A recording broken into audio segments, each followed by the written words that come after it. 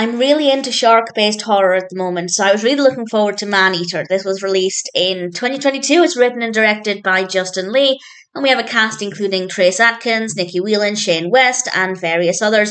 And I will say, first of all, the performances are quite good. I have no issues with any of the performances.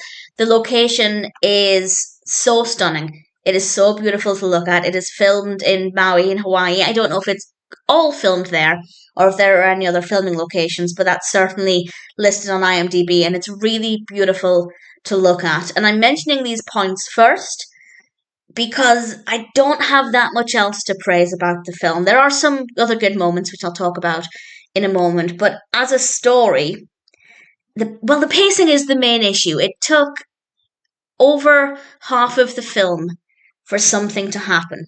It took 45 minutes for anything of any interest to happen. And I made a note, that is the exact time it happened, because I was waiting for anything to happen, and I noted it down as 45 minutes, and there was about 40 minutes left of the film, so it was just over the halfway mark, and no film should take that long to set things up, particularly a horror film where you're waiting for something scary or intense to happen.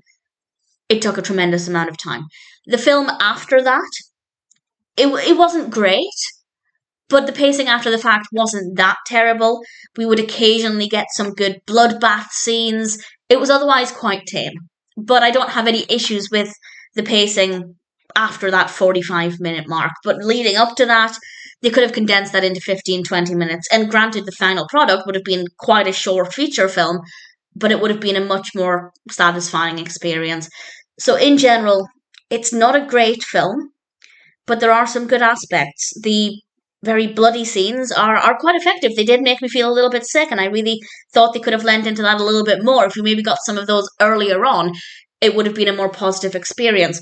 And the camera works fine. As I said, the performances are quite good. The location is gorgeous. Visually, it's quite a satisfying film, both with the beautiful locations and the the very blood-soaked water. I don't think water can be soaked, can it?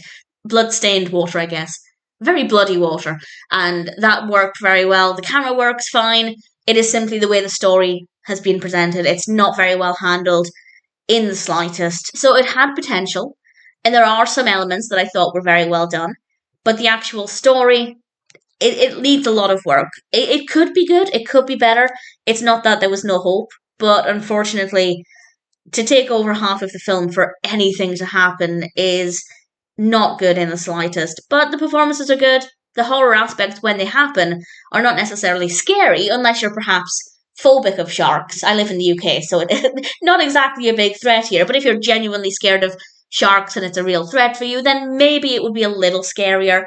But I'm rarely scared of shark films. The only reason I'm ever really scared of shark films is when the character is fully submerged in water. There are several films where characters are stuck underwater and the sharks are around them, but I'm not really scared of the sharks. It's more so the submerged in water bit that I don't like. Not really the case here, but the point I'm trying to make in a very long-winded way is that I didn't find it to be that scary, but I didn't expect it to be based on what I find scary. I just wanted it to be a little gory, a little intense, and yes, those good bits did deliver in that way. It's just that it takes a very long time for that to happen, and then they are still few and far between. So there are some okay aspects.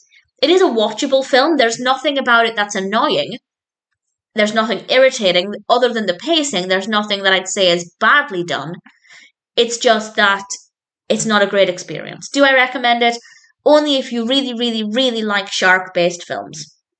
Or if you don't mind the first half of the film being very slow. But if you're just looking for a gripping, compelling narrative, Maneater probably isn't the one to go with.